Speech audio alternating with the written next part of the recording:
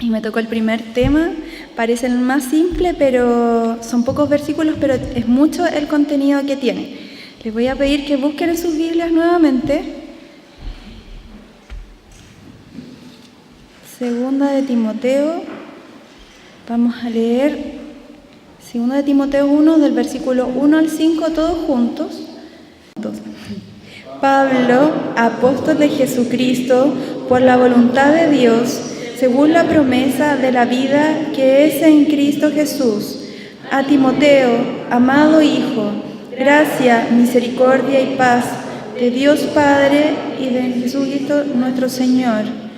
Doy gracias a Dios, el cual sirvo desde mis mayores con limpia conciencia, de que sin cesar me acuerdo de ti en mis oraciones noche y día, deseando verte al acordarme de tus lágrimas para llenarme de gozo, trayendo a la memoria la fe no fingida que hay en ti, la cual habitó primero en tu abuela Loida y en tu madre Eunice, y estoy seguro que en ti también. Amén, hermanos. ¿Pueden tomar asiento? Como el pastor dijo en la mañana, estos temas van a ser un poco diferentes porque vamos a ir contestando las preguntas todos juntos. Ya va a ser algo más participativo. No va a ser una persona que está adelante acá diciendo dándole como una cátedra, sino que yo voy a hacer la pregunta y vamos a ir leyendo, le voy a dar el versículo y vamos a ir respondiendo entre todos. ¿Ya? ¿Quién escribió la carta? Y esto se encuentra en los versículos 1 y 2. ¿Pablo? Pero habla, no dice solo Pablo, yo soy Pablo, como súper corta. Él se presenta como apóstol, ¿no es cierto? ¿Quién podría decirme quién era Pablo? Era un apóstol y de Jesucristo, ¿no es cierto? ¿Qué importancia tiene este título que se le da de apóstol? Apóstol de Jesucristo. Nosotros sabemos que en ese tiempo había muchos falsos apóstoles, que había mucha gente que se decía que tenía la verdad, pero ¿qué importancia tiene este título con que Pablo se presenta? Claro, esto tenía un respaldo divino, sus palabras tenían sustentación. Ya pues si hubiese dicho, soy Pablo, ¿quién es Pablo? ¿Quién eres tú? Podría decir cualquier persona. Ya, pero era un apóstol y del Señor Jesucristo. ¿Dónde se encontraba Pablo y en qué circunstancias escribió esta carta a Timoteo? Como decía nuestro hermano Moisés, lo escribió desde la cárcel, el año 66 y 67 aproximadamente después de Cristo, y lo escribió previo a su ejecución. Esta fue la última carta que Pablo escribió. Fue como una carta de despedida porque Pablo sabía que él iba a morir, ¿ya? Porque poco tiempo después de esta carta fue ejecutado por el emperador Nerón, o sea, en el tiempo del emperador. Según los versículos 1 y 2, ¿quién recibió la carta? ¿Y para quién más se dirigía la carta aparte de a Timoteo? En general, primer lugar, fue escrita para Timoteo. Y en segundo lugar, fue escrita hacia nosotros, porque a todos los cristianos que leyéramos esa carta. Ya, porque el mensaje no es solo para Timoteo, sino que es también para todos los cristianos, como decía Fernando.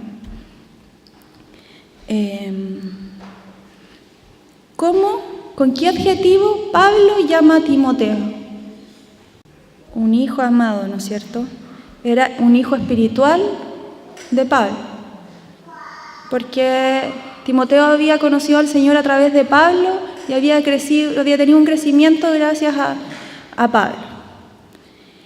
Siguiente pregunta, está en los versículos 1 y 2. ¿Qué le desea Pablo a Timoteo y quién cumplirá tales deseos?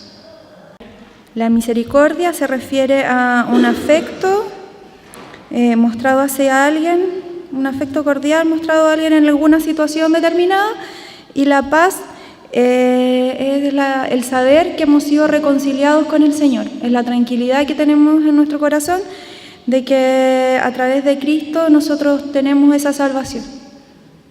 ¿Y quién cumplirá tales deseos? El Señor, ¿no es cierto? Dios Padre, a través de nuestro Señor Jesucristo. La siguiente pregunta dice, ¿cómo sirve Pablo a Dios? Y cómo ese es un ejemplo para Timoteo, está en el versículo 3. ¿Cómo sirve Pablo a Dios? Y cómo eso es un ejemplo para Timoteo.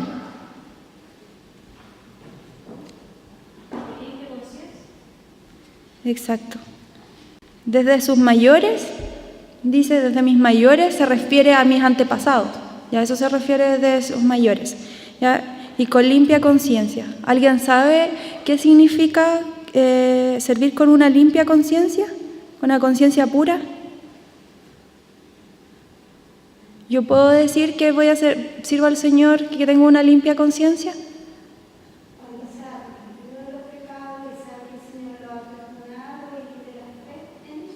Exacto. Cuando nosotros nos arrepentimos, como dice la hermana Nancy, nosotros tenemos al Espíritu Santo en nuestras vidas y esto nos hace puros. Nuestra conciencia es pura a través de esto. Y su Espíritu nos va guiando a hacer lo que debemos hacer, lo que nos llama el Señor, a proclamar el Evangelio, ¿ya? Con gozo en el corazón y mente. ¿Y cómo es esto un ejemplo para Timoteo? Ya, eso significa servir a Dios con limpia conciencia, así como lo hizo Pablo, también debía hacerlo Timoteo y nosotros. Ya a pesar de la situación en que vivamos, ya como estaba Pablo, él servía a pesar de eso con una limpia conciencia, escuchaba la voz del Espíritu Santo. Y la siguiente pregunta dice, ¿por qué Pablo da gracias? En el versículo 3. Agradece por la vida de Timoteo y agradece poder también recordarlo en sus oraciones. Doy gracias a Dios, dice, porque recuerdo día y noche en mis oraciones. ¿Ya? Y recordaba sus lágrimas, porque seguramente en el momento de la separación Timoteo derramó lágrimas, ¿ya? Porque se amaban mucho. Entonces, por este tema de este conflicto de persecución religiosa que vivían en ese entonces, ya había mucha persecución y tomaron a Pablo preso y Timoteo derramó sus lágrimas. No especifica tanto acá, pero esa es como, al leer todos los capítulos se puede entender eso. ¿Ya? También daba gracias y recordaba la fe no fingida de Timoteo, la fe real, la fe no hipócrita. ¿Y para qué lo hacía? Para llenarse de gozo. Y estas últimas dos preguntas son en base a todo estos 5 versículos. Ya es como algo más práctico. Dice, ¿qué aprendemos acerca del discipulado y la oración en estos versos, del 1 al 5? Lo primero que tenemos que hacer es definir qué es el discipulado y quiénes son los discípulos. ¿Y ustedes imaginan quiénes pueden ser nuestros discípulos? ¿Nosotros todos podemos tener discípulos o es como algo claro?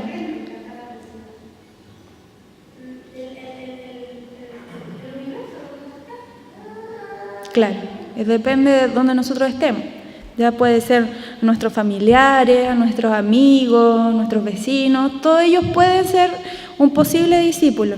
Ya lo único lo que lo hace característico de discípulo, le da el carácter de discípulo, es que es enseñado por nosotros.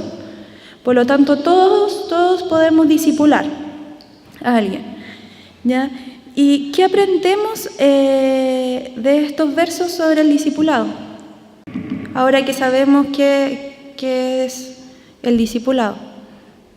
No tenemos que tener un tremendo conocimiento para esperar discipular, ¿ya? Porque si no, nunca comenzaríamos a enseñar a otros a hablarle de Jesús, ¿ya?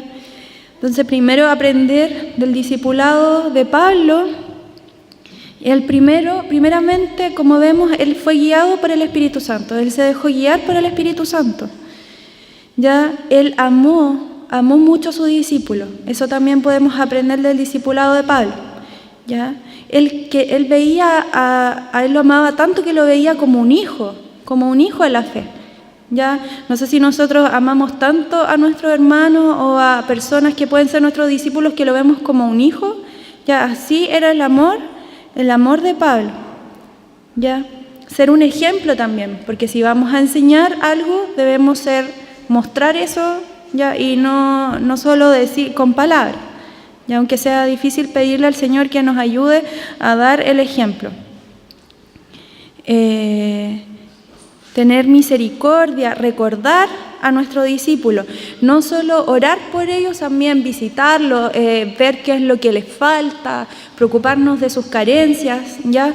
Todo eso, en todo sentido debemos, no solamente, también en cosas prácticas, no solo oración, si está pasando por una necesidad, nos cuenta esta persona, hermano, estoy orando por ti y nada más, si hay algo que nosotros podemos hacer, también debemos hacerlo por nuestro discípulo, por nuestro hermano. Orar, que es muy importante, como Pablo oraba por Timoteo día y noche, acordarnos de ellos y querer verlos. ¿Ya? Y también Pablo veía las cualidades de Timoteo, ¿ya? Porque se muestra que también Timoteo tenía algunos defectos, ¿ya? Entre comillas, era tímido, era joven, tal vez era inexperto, ¿ya? Pero Pablo como fortalecía las cualidades de Timoteo, no veía solo sus defectos, ¿ya? Y alegrarse por el crecimiento que Dios hace en la otra persona, en el discípulo. ¿Y qué aprendemos de la oración? ¿Cuándo tenemos que orar? A veces, en todo momento, ¿no es cierto? Se acordaba de orar día y noche por Timoteo, sin cesar, ¿no es cierto? Y la última pregunta dice: ¿qué desafío nos deja el ejemplo de Pablo? Además de amar, acordarnos de ellos, gozarnos por su vida y desear verlos como dijimos anteriormente. Discipular, ¿no es cierto? Nos deja este mensaje que es muy potente, que es como un palo para nosotros, porque de repente nos preocupamos como mucho de nuestro crecimiento espiritual, de nosotros crecer, de orar por nosotros, ya que no es malo, ya quizá orar entre nosotros en la iglesia, pero hay mucha gente que también necesita del Señor y que tenemos que pedir al Señor que Él nos guíe y que nos muestre quién es la persona a quien debemos discipular o las personas que debemos discipular. Como les va a contar el pastor más adelante y me pidió que adelantara un poquito, la iglesia también tiene como proyecto el tema del discipulado. ¿Ya? Y eso se les va a hablar un poquito más adelante de qué se trata y cómo se va a realizar. Y eso. Que el Señor nos bendiga.